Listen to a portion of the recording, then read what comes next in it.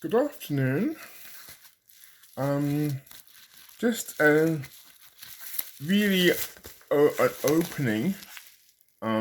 This I found this in my post box when I popped out to get some put some things to be recycled. But I already opened it 'cause I wasn't sure what it was. I got one.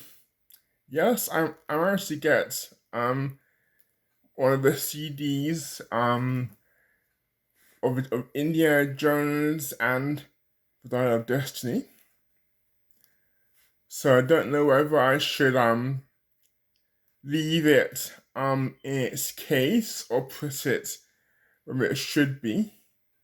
I'll probably put it where it should be in the wallet where I keep my CDs to keep space. Anyway, I'm glad I managed to get one of these, even if I can't play it for weeks and weeks. But there's always streaming to listen to. Actually, I bought the streaming copy as well, so I can listen to that as well.